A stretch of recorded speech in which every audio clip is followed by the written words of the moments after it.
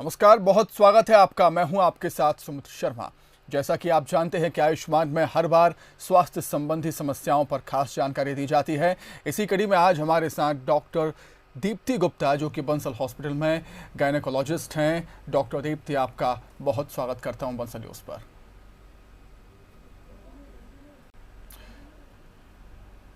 तो आज हम बात करने वाले हैं प्रेगनेंसी में सिजेरियन के बारे में और उसके उपचार के बारे में। अगर आप भी इस बारे में कुछ जानना चाहते हैं तो कार्यक्रम के दौरान डॉक्टर दीप्ति गुप्ता के नंबर लगातार टीवी स्क्रीन पर फ्लैश हो रहे हैं, जिसके जरिए आप सीधे डॉक्टर दीप्ति से सलाह ले सकते हैं। तो चलिए कार्यक्रम की शुरुआत करते हैं। डॉक्टर दीप्ति का रुख करना चाहूँगा मैं। डॉक्टर दीप्ति, सबसे पहले आप हमें ये बताएं कि कोरोना के चलते आर्थिक परेशानी हो रही है लोगों को, ऐसे में बंसल हॉस्पिटल गर्भवती महिलाओं के लिए कैसे सहायता प्रदान कर रहा है?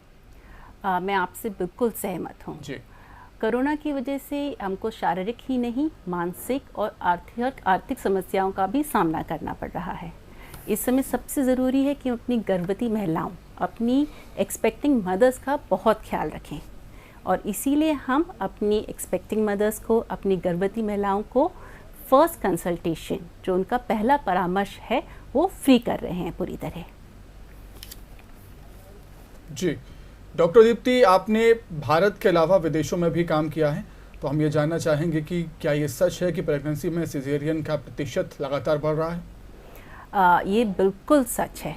ग्लोबली अगर हम देखें तो सिजेरियन सेक्शन की रेट लगातार बढ़ती जा रही हैं और नॉर्मल डिलीवरीज कम हो रही हैं। अगर हम फिगर्स की बात करें तो दुनिया भर में देखा जाए तो सन 2000 में सिजेरियन सेक्शन की रेट सिर्फ 12% थी और 2015 में बढ़कर वो 21% हो गई है। अगर मैं अपने अनुभव की बात करूं तो जब मैंने यूके ऑस्ट्रेलिया में काम कर रही थी तो वहाँ पे भी सिजेरियन सेक्शन की बढ़ती दर बहुत चिंता का विषय था सब लोगों में। अगर हम सिर्फ यूके की बात करें तो यूके में 2000 में सिजेरियन सेक्शन करीब 19% था और यही रेट 2015 में बढ़ के 26% हो गई। मतलब यूके में हर चौथा बच्चा जो जन्म लेता है उसका जन्म सिजेरियन सेक्शन या ऑपरेशन से होता है। इसीलिए हम देख रहे हैं कि दुनिया भर में सिजेरियन सेक्शन की रेट बढ़ती जा रही है। बिल्कुल। डॉक्टर दीप्ति, आपने विदेशों में भी काम किया है, आप इंडिया में भी अभी काम कर रहे हैं, तो मैं जानना चाहूँगा आपसे कि क्या कुछ अंतर है सिजेरियन को लेकर इंडिया में और बाकी देशों में, विदेशों में? बहुत अंतर तो नहीं है। हमारा बहुत बड़ा देश है, हमारे यहाँ डिफरेंट स्टेट्स की अलग अलग फिगर्स होते हैं। अगर हम पूरे एक देश की बात करें तो अपने देश में करीब 17% के है सिजेरियन सेक्शन रेट, और जो WHO है, वर्ल्ड हेल्थ ऑर्गेनाइजेशन है, उसका कहना है कि 10 से 15% से ज़्यादा नहीं होनी चाहिए सिजेरियन सेक्शन की रेट। जैसे कि मैंने कहा, अपने यहाँ बहुत सारे स्टेट्स हैं, सबके अलग अलग फिगर्स हैं। तो अगर हम तेलंगाना का देखेंगे तो वहाँ पे सिजेरियन सेक्शन की रेट 50% से भी ज़्यादा है। अगर हम भोपाल की बात करते हैं, भोपाल में लगभग इट इज़ अराउंड 33%। तो जब मैं 33% कहती हूँ, मतलब भोपाल का हर तीसरा बच्चा जो जन्म ले रहा है उसका जन्म ऑपरेशन के माध्यम से हो रहा है। इसीलिए भोपाल में, हमारे देश में हर जगह सिजेरियन सेक्शन की रेट लगातार बढ़ती जा रही हैं। ठीक है डॉक्टर दीप्ति, आपने विदेशों में काम किया है, तो जानना चाहूँगा आपसे कि किस तरीके से लोग इस चीज़ को देख रहे हैं वहाँ पर। विदेशों में सिजेरियन को किस तरीके से लेते हैं और इंडिया में किस तरीके से लेते हैं सिजेरियन को? देखिए, जैसे कि मैंने कहा कि हर तरफ ये रेट बढ़ती जा रही है। इंडिया में भी और विशेषकर विदेशों में लगातार प्रयास चल रहे हैं कि ये रेट कैसे हम कम कर सकते हैं। इसके लिए पेशेंट्स को एजुकेशन दी जा रही है कि प्रेगनेंसी, लेबर को हम एक नॉर्मल इवेंट की तरह देखें। डॉक्टरों को थोड़ी सी और इन्फॉर्मेशन दी जा रही है कि कब कब हम नॉर्मल लेबर और ट्राई कर सकते हैं। बिल्कुल। डॉक्टर दीप्ति, बात करें हमारे भोपाल की प्रेगनेंसी में सिजेरियन को लेकर, भोपाल के बारे में आपकी क्या राय है? देखिए, एक तरफ तो हम ये कह सकते हैं कि भोपाल में इसका इंसिडेंस बढ़ रहा है, क्योंकि अब जो प्रेजेंट रेट है वो 33% हो गई है। बट हमें ये भी समझना है कि भोपाल राजधानी है, हमारे पास बहुत सारे रेफरल केसेस आते हैं, बहुत सारे ऐसे जटिल केस आते हैं जो वहाँ पे उनकी डिलीवरी करना संभव नहीं होता है। तो ऐसे केसेस जहाँ पे सिजेरियन सेक्शन के माध्यम से माँ की और बच्चे की जान बचाया जा सकता है, ऐसे केसेस में सिजेरियन सेक्शन करना बहुत आवश्यक है और पेशेंट्स को कभी भी हिचकना नहीं चाहिए। इसीलिए जब भी हम देखते हैं कि डिलीवरी सिजेरियन के माध्यम से हो, नॉर्मल डिलीवरी हो, पहले ये देखना चाहिए कि पेशेंट और बच्चे के लिए क्या सही है। ठीक। डॉक्टर दीप्ति, बंसल हॉस्पिटल के बारे में जानना चाहूँगा आपसे कि बंसल हॉस्पिटल में आप पेशेंट को क्या कुछ सुविधाएं वहाँ पर मुहैया कराती हैं सिजेरियन को लेकर? देखिए, अगर हम सिजेरियन की बात करें तो हमें ये एक पूरी तरह एक प्रेगनेंसी को सिजेरियन या नॉर्मल डिलीवरी में भाग करके नहीं देखना चाहिए। पहली बात तो जब भी हमारे यहाँ कोई प्रेग्नेंट लेडी आती है, ये बहुत ज़रूरी है कि वो एक ही डॉक्टर को देखे अपनी पूरी प्रेगनेंसी के समय। उससे क्या होता है, जब उसकी डिलीवरी का समय आता है तो एक डॉक्टर पेशेंट रिलेशनशिप इस्टेब्लिश हो चुकी है। इसकी वजह से डॉक्टर पे ट्रस्ट रहता है। अगर आपका डॉक्टर पे ट्रस्ट है और आप नॉर्मल डिलीवरी भी करवा रही हैं, तो उस टाइम पे आपकी और डॉक्टर के बीच में जो कन्वर्सेशन होता है, कम्युनिकेशन होता है, जिस तरह से डॉक्टर आपको एनकरेज करता है, वो बहुत महत्वपूर्ण है। अगर किसी कारणवश आपका सिजेरियन होना है तो भी आप डॉक्टर से कम्युनिकेट कर पाते हैं कि वो सिजेरियन क्यों ज़रूरी है, और ऐसा नहीं लगता कि अरे हमारी नॉर्मल डिलीवरी नहीं हो पाई। किसी भी प्रेगनेंसी में लास्ट रिजल्ट होना चाहिए कि एक हेल्दी मदर और एक हेल्दी बेबी। बिल्कुल। डॉक्टर दीप्ति, कभी कभी सिजेरियन को लेकर पेशेंट कभी डर जाता है, तो उससे किस तरीके से डील करते हैं आप पेशेंट से, अगर डरा हुआ पेशेंट है कोई तो सिजेरियन को लेकर?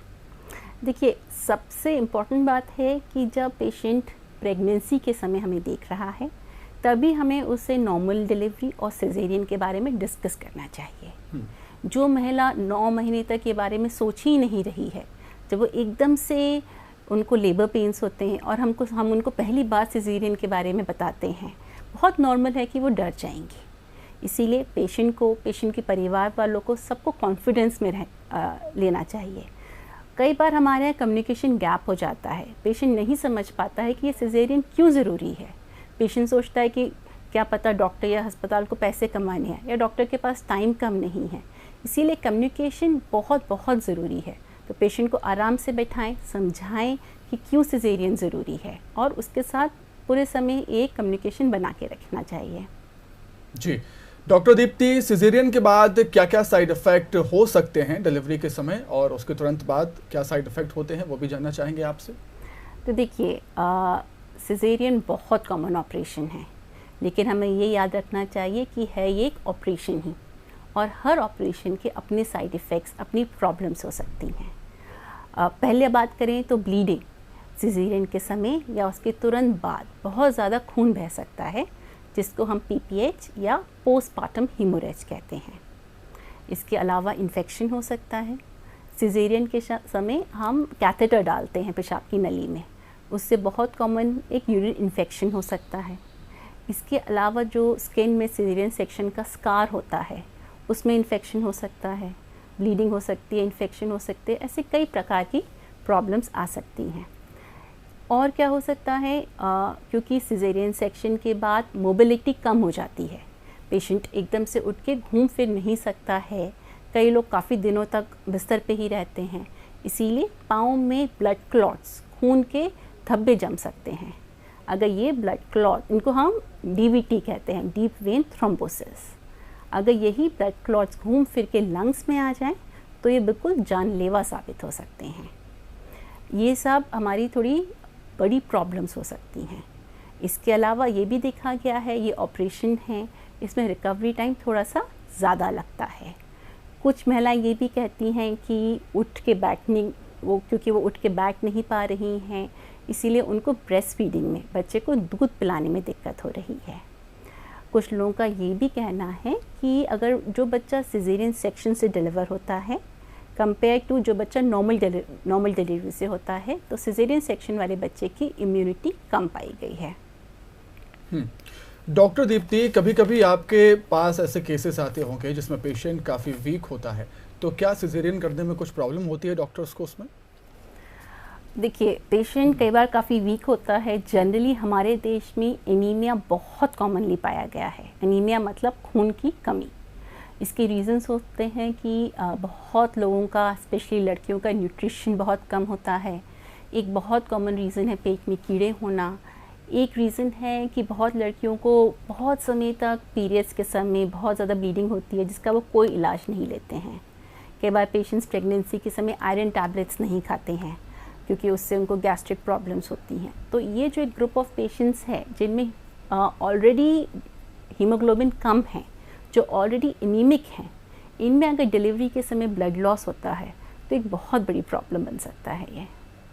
जी डॉक्टर दीप्ति, हमने देखा है कोई भी ऑपरेशन हो उसमें कहीं ना कहीं रिस्क तो होता ही है। सिजेरियन में क्या कुछ रिस्क हो सकते हैं, क्या कुछ खतरे हो सकते हैं, इसमें ये भी जानना चाहेंगे आपसे। देखिए, सिजेरियन में जैसे मैंने आपको बताया कि खतरे तो हैं ही। हमने अभी बात करी, ब्लीडिंग हो सकती है, इन्फेक्शन हो सकता है, ब्लड क्लॉट्स हो सकते हैं।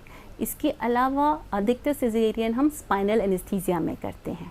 स्पाइनल एनेस्थीसिया मतलब पीठ में एक सुई लगा के पेट और पाँव को सुन्न कर देते हैं, मगर इसके भी अपने साइड इफ़ेक्ट्स हैं।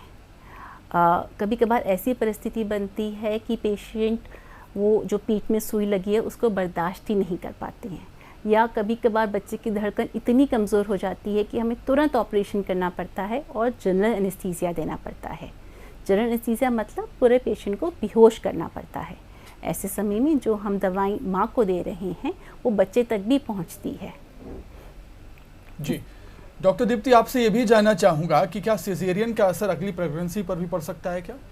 जी ज़रूर। सिजेरियन एक ऑपरेशन है, उसका असर आपकी अगली प्रेगनेंसी, आपके शरीर पे, आपके आने वाले ऑलमोस्ट हर ऑपरेशन पे पड़ सकता है। तो अगर आपकी पहली डिलीवरी सिजेरियन से हुई है तो नेक्स्ट डिलीवरी में भी सिजेरियन होने के चांसेस काफ़ी बढ़ जाते हैं। बिल्कुल। इसके अलावा जो प्लासेंटा होता है, जो नाल होता है, वो यूट्रस में कहीं पे भी इम्प्लांट हो सकता है। नॉर्मल केसेस में वो थोड़ा ऊपर की तरफ होता है, लेकिन कभी कभार अगर पहले सिजेरियन हो तो वो नाल जाके उस सिजेरियन सेक्शन के स्कार पे इम्प्लांट होता है, वहाँ पे वो अपना घर बना सकता है। इसको हम प्लासेंटा प्रीविया बोलते हैं। और कुछ कुछ केसेस में वो जो नाल है वो बिल्कुल यूट्रस के अंदर चला जाता है, जिसको हम प्लासेंटा एक्रीटा बोलते हैं। इन केसेस में बहुत ब्लीडिंग हो सकती है। इनफैक्ट ये ब्लीडिंग जानलेवा, लाइफ थ्रेटनिंग तक हो सकती है। इसके अलावा हमने ये भी देखा है कि अगर दो प्रेगनेंसीज़ के बीच में गैप बहुत कम है और पहली प्रेगनेंसी में डिलीवरी सिजेरियन से हुई है, ये कई बार देखा गया है। जो लोग गाँव में रहते हैं, जिनके पास बहुत साधन नहीं है, उनकी पहली डिलीवरी तो चलिए सिजेरियन से हो गई, फिर जब नेक्स्ट टाइम बहुत जल्दी प्रेगनेंसी हो गई, एकदम से दर्द उठने लगे और वो हॉस्पिटल तुरंत नहीं पहुंच पाए। ऐसे समय में जो यूट्रस होता है वो दर्द को नहीं बर्दाश्त कर पाता है और यूट्राइन रप्चर हो सकता है या बच्चेदानी फट सकती है। अगेन ये भी एक लाइफ थ्रेटनिंग कॉम्प्लिकेशन है। जी डॉक्टर दीप्ति, सिजेरियन के बाद पेशेंट को क्या कुछ डाइट लेनी चाहिए, कैसी डाइट लेनी चाहिए, क्या कुछ प्रिकॉशंस रखने चाहिए, वो भी जानना चाहेंगे आपसे। ये आपने बहुत ही इंटरेस्टिंग सवाल पूछा। इनफैक्ट हर मरीज डिस्चार्ज के समय ये ज़रूर पूछता है कि हमें क्या खाना चाहिए और क्या नहीं खाना चाहिए। मेरा इन जनरल सबसे ये कहना होता है कि आप सब कुछ खा सकते हैं। देखिए, महिलाओं के लिए बहुत ज़रूरी है ब्रेस्ट फीड करना, और जो भी आप खाते हैं वो आपके दूध में सिक्रीट होता है, ठीक है। अगर आपने कुछ ऐसा खाया जिससे आपको लगा कि बच्चे को नहीं अच्छा लग रहा है या बच्चा ज़्यादा क्रैंकी हो रहा है, ज़्यादा रो रहा है, तो वो चीज़ मत खाइए। हमें बेसिकली अपने कॉमन सेंस का इस्तेमाल करना है। बाहर की चीज़ें कम खानी है। हम नहीं चाहते कि जस्ट सिजेरियन के बाद आपको या बच्चे को कोई भी इन्फेक्शन हो, है ना। हम कुछ भी ऐसी चीज़ नहीं खाना चाहते जिससे कॉन्स्टिपेशन हो। इसके अलावा जो हमारे कल्चर में सदियों से चला आ रहा है, हमारी दादी नानी के नुस्खे, वो एक्चुअली में बहुत अच्छे हैं। उसमें बहुत सारी ऐसी चीज़ें होती हैं जो हीलिंग प्रमोट करती हैं, बहुत सारी ऐसी चीज़ें होती हैं जिससे माँ का दूध बढ़ता है। उन्हें फॉलो करना चाहिए, लेकिन मॉडरेशन में। कुछ महिलाओं का ये रहता है कि वो बहुत उस समय घी की बनी हुई चीज़ें, बहुत लड्डू वगैरह खा लेती हैं, जिससे एक्सेसिव वेट गेन हो जाता है।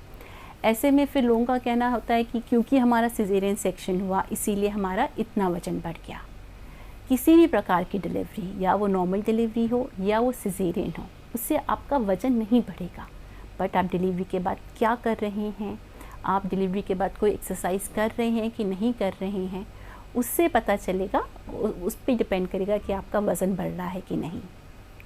मैं एक और चीज़ ऐड करना चाहूँगी जो बहुत मरीज़ पूछते हैं कि हमें खट्टा खाना चाहिए कि नहीं। हमारे यहाँ एक भ्रांति है कि खट्टा खाने से टाँके ख़राब हो जाते हैं। देखिए, खटास में विटामिन सी होता है। विटामिन सी वुंड हीलिंग के लिए, हमारी हीलिंग के लिए बहुत अच्छा होता है, तो उसको खाने में कोई खराबी नहीं है। बिल्कुल। डॉक्टर दीप्ति, सिजेरियन क्यों किया जाता है ये भी जानना चाहेंगे आपसे। इसके रीजंस क्या होते हैं इसे करने के? देखिए, सिजेरियन के बहुत सारे रीज़न होते हैं, है ना। और हमें ये समझना चाहिए कि जिन केसेस में सिजेरियन ज़रूरी है, जिन केसेस में हम सिजेरियन माँ और बच्चे की जान बचाने के लिए कर रहे हैं, उनमें हमें हिचकना नहीं चाहिए। तो हमारे पास एक प्रपोर्शन उन मरीजों का है जो नॉर्मल डिलीवरी से बहुत डरते हैं, जिन्हें हमें इंकरेज करना पड़ता है कि आप नॉर्मल डिलीवरी की कोशिश करें। और एक प्रपोर्शन उन लोगों का है जो सिजेरियन से बहुत डरते हैं और जब ज़रूरत होता है तब भी वो सिजेरियन करवाने से हिचकिचाते हैं। तो जिन परिस्थितियों में ज़रूरी होता है, मान लीजिए बच्चा ब्रीच हो या बच्चा आड़ा हो, ऐसे ही जो प्लासेंटा की नाल होती है, जो कॉर्ड होती है, कई बार वो नीचे आ जाती है, या फिर जो प्लासेंटा ही है, जो नाल है, वो इतनी नीचे आ चुकी है कि नॉर्मल डिलीवरी पॉसिबल ही नहीं है। ऐसे केसेस में हमें बिल्कुल भी नहीं हिचकना चाहिए और तुरंत सिजेरियन के लिए हाँ बोल देना चाहिए। बिल्कुल। डॉक्टर दीप्ति, आजकल हम देखते हैं कि पहले के मुकाबले अब नॉर्मल डिलीवरीज कम हो रही हैं। इसका रीज़न क्या मानती है आप, क्या वजह है इसके? ये तो आपने बहुत ही सही कहा, नॉर्मल डिलीवरीज तो कम हो ही रही हैं। इसके कुछ साइंटिफिक कारण हैं और कुछ अनसाइंटिफिक कारण हैं। अगर हम साइंटिफिक कारण की बात करें तो पहले के मुताबिक अब जो मैटरनल मोर्टालिटी है, चाइल्ड मोर्टालिटी है, वो बहुत कम हो गई है। पहले बहुत सारी माताएं और बच्चे जिनको हम बचा नहीं पाते थे सुविधाओं के अभाव में, हम उनको बचा लेते हैं।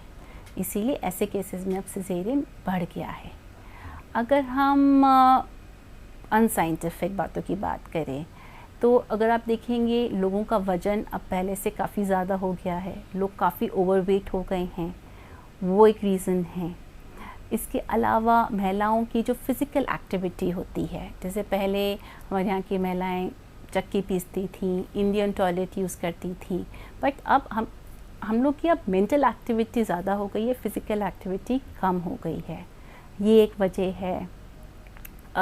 इसके अलावा जो लेबर पेन से डर लगता है, वो डर एक एक्चुअल डर है और उसकी वजह से भी लोग अब नॉर्मल डिलीवरी करवाने में बहुत हिचकिचाने लगे हैं। लास्ट में मैं ये भी कहूँगी कि कहीं ना कहीं डॉक्टर्स और हॉस्पिटल भी ज़िम्मेदार हैं इस बात के कि नॉर्मल डिलीवरी कम हो रही है और सिजेरियन सेक्शन के रेट बढ़ते जा रहे हैं।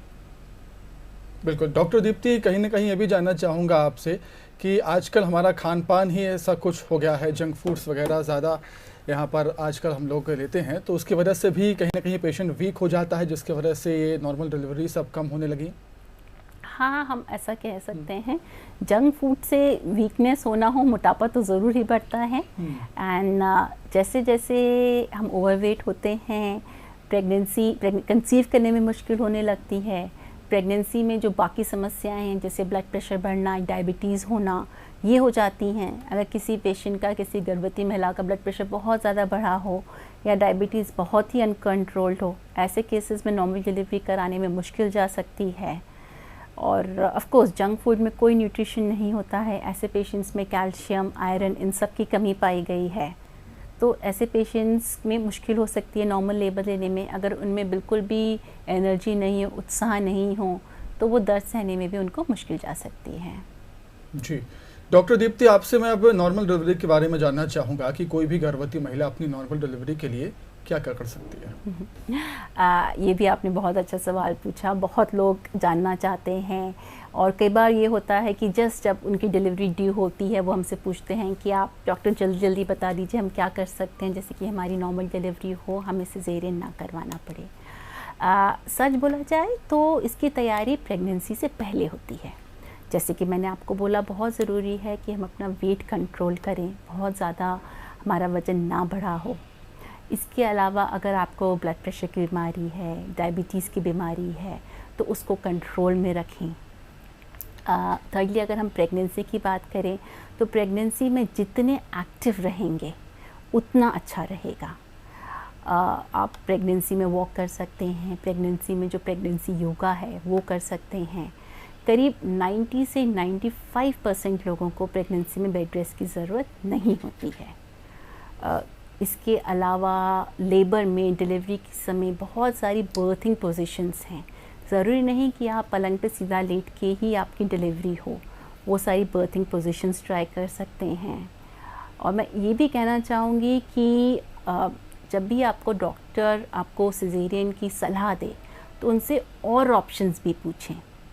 अगर आपको लेबर पेन से डर लगता है, अगर आपको डिलीवरी के पेन से डर लगता है तो अपने डॉक्टर से पूछें कि हमारे पास पेन रिलीफ करने के लिए, दर्द कम करने के लिए क्या क्या उपाय हैं। बिल्कुल, वही जानना चाहूँगा डॉक्टर दीप्ति कि डिलीवरी के टाइम पे पेशेंट को काफ़ी पेन होता है, उसे कम करने के लिए क्या क्या कर सकते हैं? उसको कम करने के लिए हमारे पास बहुत सारे उपाय हैं। ये डिपेंड करता है कि पेशेंट को दर्द कितना हो रहा है और उसमें दर्द सहने की क्षमता कितनी है। ये सोच बहुत गलत है कि बिना पेन के कुछ नहीं हो सकता है, नो पेन नो गेन, ऐसा नहीं है। तो अगर हम शुरू करें, जो शुरुआत की स्टेजेस होती हैं लेबर की, उसमें सिंपल कई बार थोड़ी सी मालिश या मसाज बहुत हेल्प करती है। इसके अलावा कई बार ये भी देखा गया है कि कुछ महिलाएं अगर किसी बाथ टब में जाएं, जो हल्का सा गर्म पानी होता है, उसमें जाने से भी शुरुआत के लेबर पेन्स में बहुत फ़ायदा होता है। कई प्रकार की इंजेक्शंस हैं, जैसे कि पेथिडीन इंजेक्शन एक होता है जो हम लेबर की शुरुआत में दे सकते हैं, उससे फ़ायदा होता है। तो इन चीज़ों से पूरी तरह लेबर पेन्स नहीं जाते हैं, लेकिन वो थोड़े कम हो जाते हैं। इसी तरह देखा जाए तो एक गैस आती है जिसको हम कहते हैं एंटोनॉक्स। जो ये एंटोनॉक्स गैस होती है, ये नाइट्रस ऑक्साइड और ऑक्सीजन का मिश्रण होता है और इसको पेशेंट खुद से लेता है। इस गैस को काम करने में करीब 20 से 30 सेकंड लगते हैं और जनरली जो कंट्रैक्शन आते हैं उसके जस्ट पहले लेना चाहिए, उससे काफ़ी फ़ायदा हो सकता है। जो मैं थोड़ी देर पहले बर्थिंग पोजीशंस की बात कर रही थी, तो अगर आपको लग रहा है कि आप एक पोजीशन में कंफर्टेबल नहीं हैं तो अपने डॉक्टर से एडवाइस लेके उसके सलाह के अंदर आप बाकी कोई और पोजीशंस ट्राई कर सकते हैं। अगर इन सब से भी काम ना बने तो हम एपिड्यूरल ले सकते हैं। जो हम जिस एपिड्यूरल की बात कर रहे हैं उसी को हम पेनलेस डिलीवरी कहते हैं। उसमें एक एनेस्थेटिस्ट आपकी पीठ में इंजेक्शन लगाता है जिससे आप पेट और पाँव के आपके जो दर्द हैं वो काफ़ी कम हो जाते हैं। इससे ऑलमोस्ट आपको 95% रिलीफ मिल जाता है। एंड ये उन महिलाओं के लिए जो लेबर पेन्स की वजह से सिजेरियन सेक्शन करवाना चाहती हैं, ये बहुत ही अच्छा है। सेकेंडली कुछ ऐसे भी केसेस होते हैं जहाँ पे हमें दर्द के इंजेक्शन देने पड़ते हैं। मान लीजिए लेबर हम जैसे सोच रहे हैं वैसे नहीं प्रोग्रेस कर रहा, या लेबर पेन्स आ रहे थे लेकिन अब कम हो गए हैं, तो हमें दर्द बढ़ाने के इंजेक्शन ऑक्सीटोसिन देने पड़ते हैं। ये ऑक्सीटोसिन इंजेक्शन वाले जो कंट्रैक्शंस होते हैं, जो दर्द होते हैं, इन्हें सहना काफ़ी मुश्किल होता है। तो ऐसे केसेस में एपिड्यूरल या पेनलेस लेबर बिल्कुल वरदान की तरह काम कर सकता है। बिल्कुल। डॉक्टर दीप्ति, आपका बहुत बहुत शुक्रिया हमारे साथ जुड़ने के लिए और इतनी महत्वपूर्ण जानकारी शेयर करने के लिए आपका बहुत बहुत शुक्रिया। तो इसी के साथ ही हमारी खास पेशकश में फिलहाल इतना ही। कल फिर हाजिर होंगे एक नई स्वास्थ्य संबंधी समस्या को लेकर, साथ ही बताएंगे उसको उपाय। दीजिए इजाज़त, नमस्कार।